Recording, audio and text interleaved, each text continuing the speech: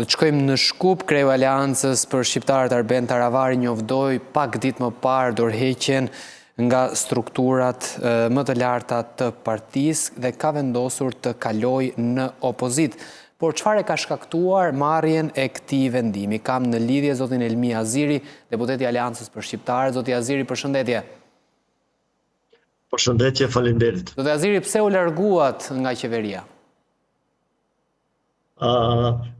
Si duket ka një keq kuptim te ju. Unë jam deputet i Aleancës për Shqiptarët me kryetar zotin Zjedin Sela dhe nuk kam bë pjesë deri më tani në qeveri, që pas përfundimit të zgjedhjeve kemi qenë pjesë e opozitës dhe vazhdojmë të mbetemi pjesë e opozitës.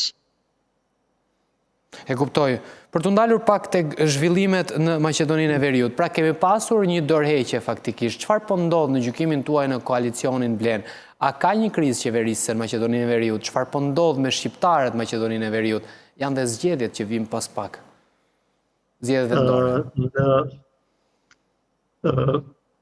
Qeveria që nga themelimi i saj është në krizë të thellë, para së gjitha është krizë të thellë të legitimitetit, për shkak se përfaqësuesit shqiptar në qeveri nuk janë si rezultati votës së shqiptarëve, nuk janë si rezultati delegimit të shqiptarëve, po janë si rezultati preferencave që i pat kryeministri Kristian Mickoski ndaj tyre. Pra që nga përfundimi i zgjedhjeve të 8 majit vitit kaluar, ne shumë zëshëm kemi potencuar peshën dhe rëndësinë e legitimitetit si një drejt kushtetuese dhe pamohueshme dhe si rruga e vetme e përfaqësimit demokratik, për shkak se demokracia është edhe sistemi i përfaqësimit. Pesha e përfaqësuesve në institucione buron nga qytetari dhe nga askush tjetër. Pra, qeveria është në krizë të thellë të legitimitetit.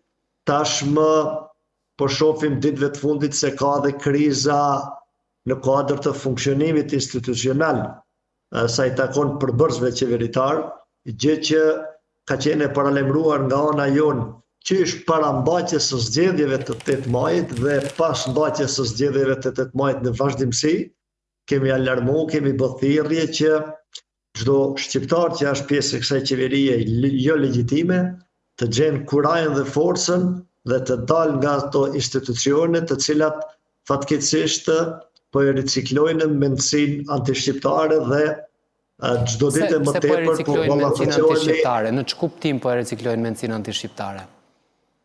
Po çdo ditë që po jetojmë Maqedoninë e Veriut pas zgjedhjeve të 8 majit, jemi dëshmitar të një marginalizimi dhe një defaktorizimi të skajshëm të shqiptarëve.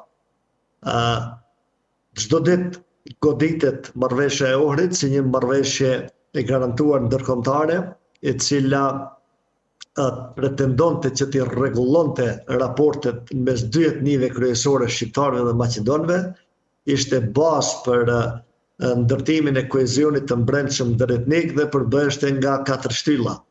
3 shtyllat kryesore të marrëveshjes së Ohrit deri në momentin që po flasim ne janë dëmtuar seriozisht. E para është përdorimi i gjuhës shqipe nëpër institucionet e shtetit. E dyta është përfaqësimi i drejtë dhe adekuat i shqiptarëve në institucionet e shtetit, dhe e treta është decentralizimi real fiskal funksional. Të trija këto çështje që po i përmendim ne nga institucionet e shtetit janë të goditura në mënyrë substanciale dhe kjo është dëshmi më shumë se bindëse për tendencën për defaktorizim dhe marginalizim të shqiptarëve në këtë shtet përmes institucioneve. Kuptoj, por për të ndalur pak faktikisht edhe tek ngjarja që ndodhi pak kohë më parë, duket sikur ka kaluar nga fokusi, është ngjarja tek diskoteka ku mbeten disa të vdekur. Çfarë ka ndodhur me hetimet? Ne si front opozitar i kemi quajtur këto hetime selektive, për shkak se është e çuditshme në këtë proces hetues hetohet gjithkushi përpos funksionarëve aktual të qeverisë. Gjë që është nonsens dhe kemi qenë dëshmitar që janë morë në pyetje dhe janë në përburgje shtëpiake edhe ish ministra dhe ish funksionar të cilët kanë qenë për institucione para 10 ose 12 ose më tepër viteve, gjë që paraqet nonsens në më vetë. Ne si front opozitar, si parti opozitare, kemi iniciuar debat parlamentar, debat mbikëqyrës parlamentar. Sot patëm një takim koordinues rreth organizimit të kësaj seance dhe kemi titulluar debat parlamentar rreth qasjes selektive në rastin e Koçanit. Pra, besoni se kanë kaluar në përduar të gjykatave dhe të hetyesisë më shumë persona.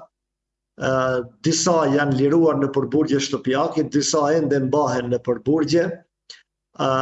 Prokuroria ende nuk ka ngritur lëndë, nuk ka ngritur kallëzime penale dhe ne si politikan natyrisht nuk kemi të drejtë as të përzihemi, as të prejudikojmë vendimet e prokurorisë dhe gjykatësisë. Megjithatë, kur ndodhin disa absurditete të natyrave të veçanta, atëherë sigurisht është detyrë dhe roli jonë që të ngrisim zërin përmes fëltores parlamentit, përmes instrumenteve demokratike që i kemi në dispozicion, gjë të cilën po e bëjmë.